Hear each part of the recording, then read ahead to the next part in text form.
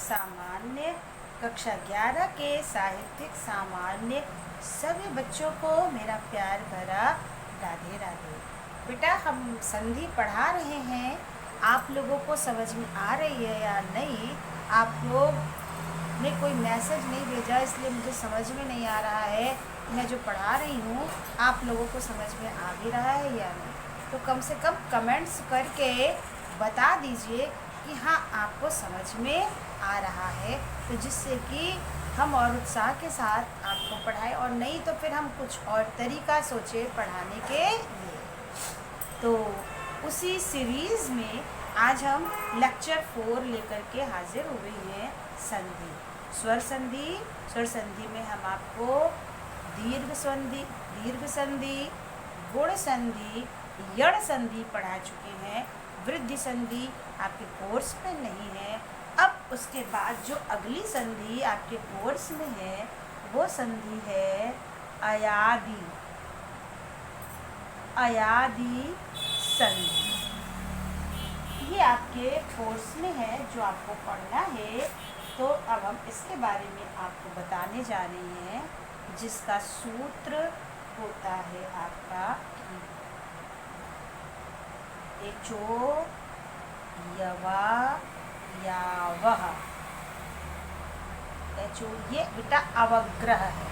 ये अवग्रह का मतलब होता है वहाँ पर खींच कर पढ़ना है। एचो यवा यावह, तो अवग्रह का मतलब ये होता है। एचो यवा यावह, ये अयादि संधि। अब इसका पहले आप नियम और लिख लीजिए तो आपको समझ में आएगा। यदि ए आए ओ औ के बाद कोई भी स्वर आए तो ए का अय, ए का अय, अय का आय, ओ का अब तथा अब का आव हो जाता है। आपका नियम कहता है कि यदि ए आए ओ औ के बाद कोई भी स्वर आए, ए आए ओ औ के बाद कोई भी स्वर आए तो हम ए की जगह पर आय कर देते हैं, ए की जगह पर आय कर देते हैं, ओ की जगह पर औ और औ की जगह पर आव कर देते हैं। कैसे ये बदलता है इसको आप उदाहरण के द्वारा देखिए तो आपको अच्छे से ये समझ में आएगा। पहला उदाहरण आप देखिए।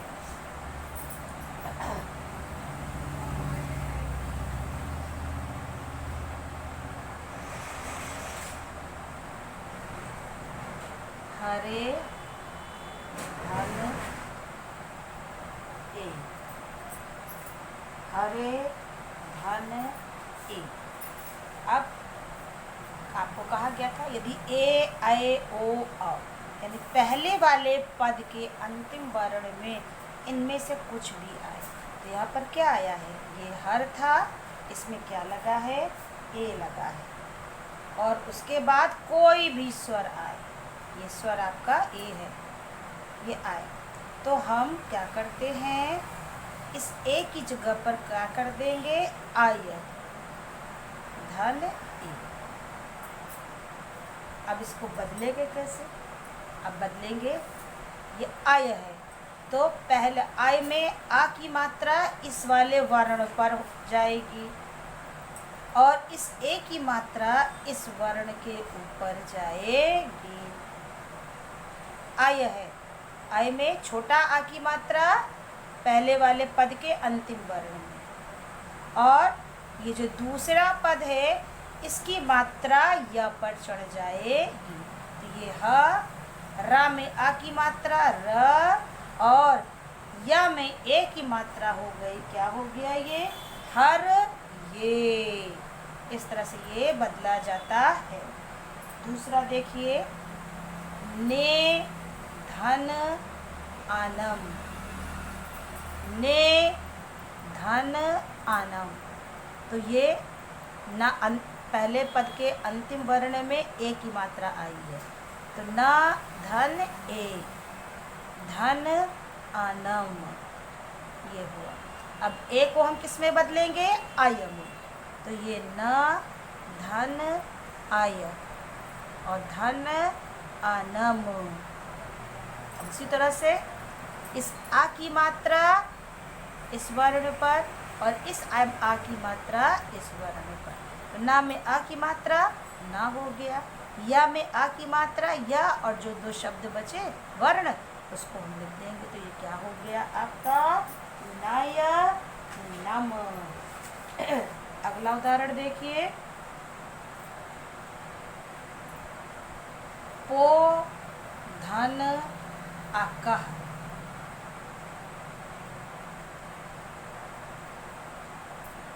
आना है, सॉरी, पो धन आना।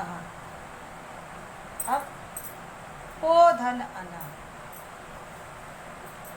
ये पा है, पा में किसकी मात्रा लगी है, ओ की, और धन आना है आपका। तो अगर पहले पद के अंत में ए आए ओ आया है, तो ओ को हम किसमें बदलते हैं, आव में। तो ये प धन आव, धन आना। अब इस आ की मात्रा पा पे चढ़ जाएगी, इस आ की वा पर। तो पा में आ की मात्रा प, वा में आ की मात्रा व न। ये हो गया आपका पव नह। और देख लीजिए चौथा,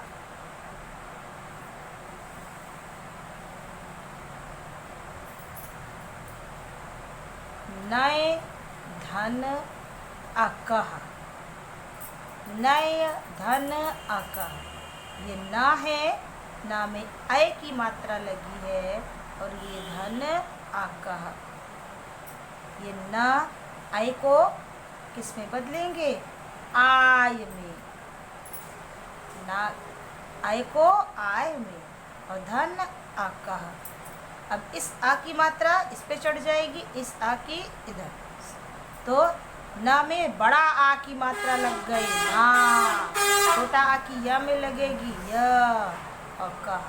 क्या हो गया ये, ना य कह।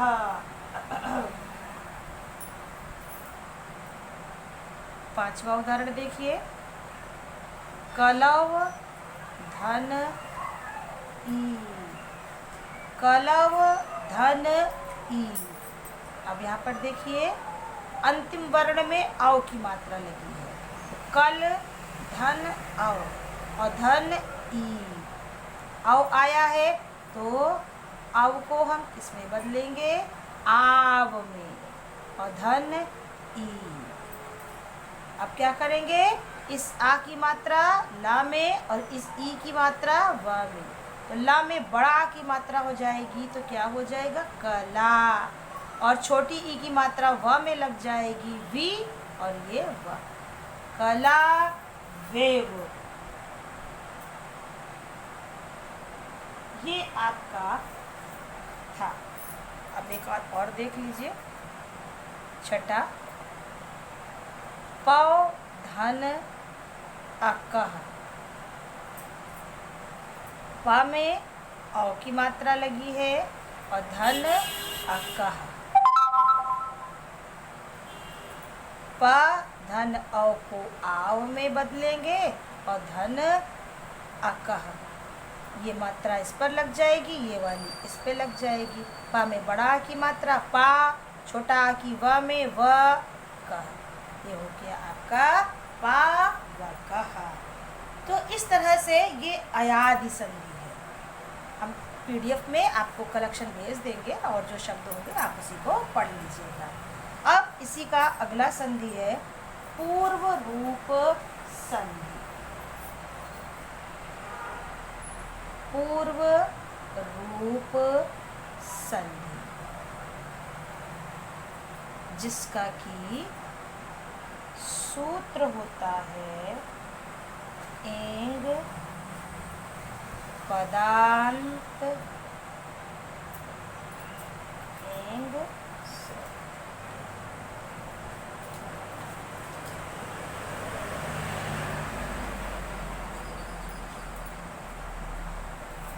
एंग पदांतादति,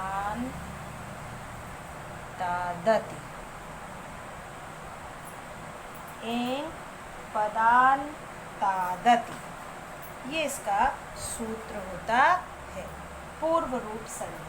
अब पहले इसका आप नियम समझ लीजिए, फिर उसके बाद हम आपको उदाहरण बताते हैं।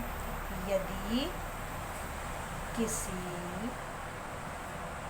पद संज्ञक शब्द के अंत में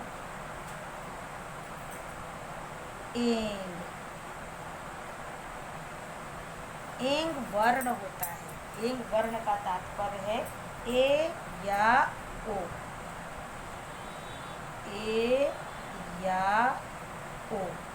अगर एंग कहा गया है तो एंग का तात्पर्य है कि केवल ए या ओ हो और उसके बाद हस्व अ माने छोटा आ आए तो उस हस्व आ का पूर्व रूप हो जाता है, अर्थात अ अपने पूर्ववर्ती ए या ओ में बदल जाता है और पूर्व रूप हुए हस्व आ को अवग्रह, ये निशान जो है अवग्रह का है, उसको बोलते हैं अवग्रह, जो भी हमने ऊपर बताया था। अवग्रह द्वारा दिखाया जाता है। अब देखिए, आपका नियम कहता है कि यदि किसी पद संज्ञक माने जो शब्द आएगा वो संज्ञा शब्द होगा और उस पद संज्ञक शब्द के अंत में एंग ए या ओ हो और उसके बाद हस्व आ ही हो, दीर्घा नहीं, केवल हस्व आ आए तो वो आ अपने पूर्ववर्ती ए या ओ में बदल जाता है। ये आ जो है पूर्व रूप ए या ओ में बदल जाता है और फिर उस आ को हम अवग्रह के रूप में दिखाते हैं। कैसे दिखाते हैं अब आप उसको देखिए उदाहरण के द्वारा, तो आपको समझ में आएगा। पहला उदाहरण है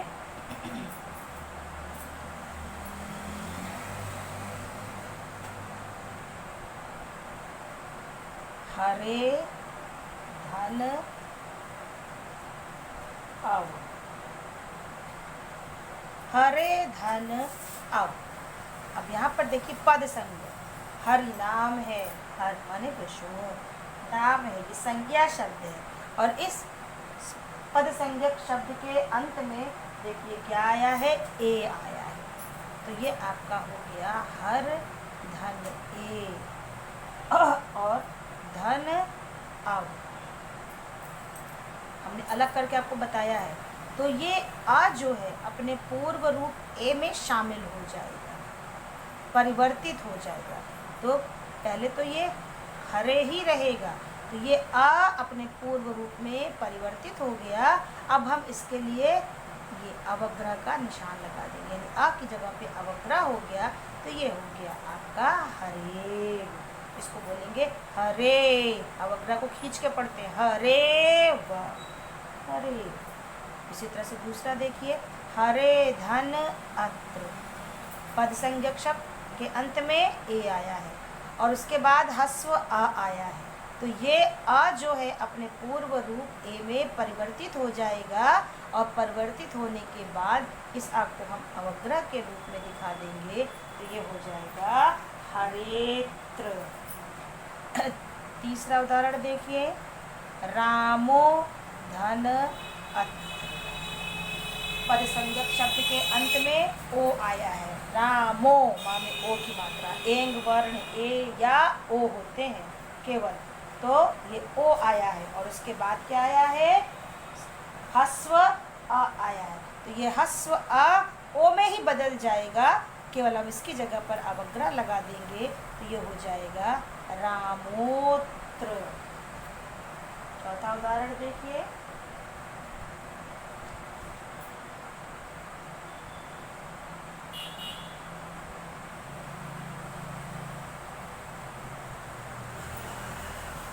देवो धन अपि, देव पद संज्ञक शब्द है जिसमें ओ आया है, ए या ओ, उसके बाद ह्रस्व आ आया है, तो ये आ अपने पूर्व रूप ओ में शामिल हो जाएगा और उसकी जगह पर हम लगा देंगे केवल अवग्रह, तो वो हो जाएगा आपका देवो अपि। तो ये आपका पूर्व रूप संधि था। एक आखिरी संधि है आपकी पर रूप संधि, पर रूप संधि, जिसका सूत्र होता है एंगी पर रूपम, एंगी पर रूपम, ईश्वर संधि का आखिरी संधि है। तो सामान्य हिंदी वालों को बस इतनी ही संधि पढ़नी है। कक्षा 11 के सामान्य हिंदी के बच्चों को भी 11 और 12 दोनों में इतनी ही संधि पढ़नी है, इससे ज़्यादा नहीं पढ़नी है। तो पहले इसका नियम क्या है, पहले ये नियम आप लोग पढ़ लीजिए। यदि अकारांत उपसर्ग के बाद ऐसी धातुएं आए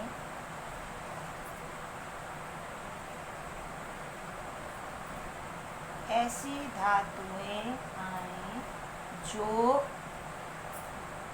एंग, एंग का मतलब फिर वही ए या ओ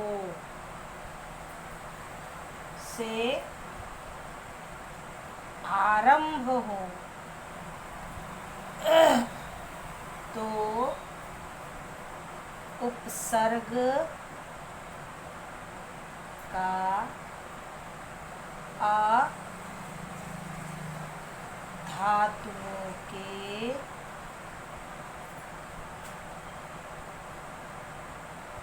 ए या ओ में मिलकर पर रूप हो जाता है। आपका नियम है, यदि अकारांत उपसर्ग, अकारांत उपसर्ग का मतलब है उपसर्ग, आप लोगों ने पढ़ा है कि नहीं, उपसर्ग प्रत्यय, तो उपसर्ग आए लेकिन वो उपसर्ग अकारांत हो, अर्थात उसमें बड़ा की मात्रा ना हो, तो अकारांत उपसर्ग आए और उसके बाद जो भी धातु आए उसमें जो प्रथम वर्ण हो वो ए या ओ से आरंभ हो, तो उपसर्ग का जो अ है वो धातुओं के ए या ओ में मिलकर पररूप हो जाता है। जैसे प्रधन एजते, प्रधन एजते, ये उपसर्ग है। आप लोगों ने पढ़ा है ना कक्षा 10 में, उपसर्ग प्र होता है, प्रदेश वगैरह इस तरह से शब्द बनते हैं। तो ये उपसर्ग है और ये अकारांत है, इसमें छोटा की मात्रा है। और इसके बाद क्या आया है? एंग वर्ण, एंग। तो ये उपसर्ग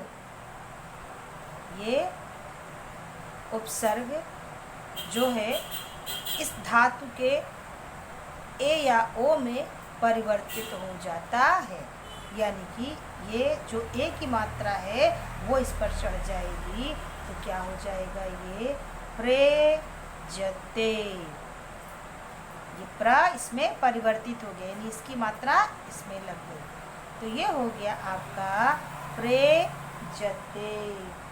दूसरा देखिए, उपधन ओषति। पहला शब्द उपसर्ग है, उप, जो कि अकारांत है, मात्रा नहीं लगी है। तो और उसके बाद एंग, ओ आया है, तो ये जो आ है ये ओ में परिवर्तित हो जाएगा, यानी पा पर ओ की मात्रा चढ़ जाएगी। क्या हो जाएगा? ये उपोषति हो जाएगा, उपोषति। तो ये आपका पर रूप संधि था। तो ये सारी संधियाँ कक्षा 12 में जो आपको आनी है, ये सिर्फ सामान्य हिंदी के बच्चों के लिए इतनी ही आनी है। साहित्यिक हिंदी के बच्चों के लिए अभी व्यंजन संधि और विसर्ग संधि 2 और बची हैं। आप लोगों को ये भी पढ़ना है, व्यंजन और विसर्ग भी बचा हुआ है। ये सिर्फ सामान्य हिंदी के बच्चों का ख़त्म हुआ है संधि का चैप्टर। तो सामान्य हिंदी के बच्चे, सामान्य हिंदी के बच्चे जो है ये संधि का कोर्स उनका समाप्त हो गया है, तो आप लोग इतना ही पढ़ लीजिएगा, जो ना समझ में आए पूछ लीजिएगा। तो आज के लिए सभी को मेरा प्यार भरा राधे राधे।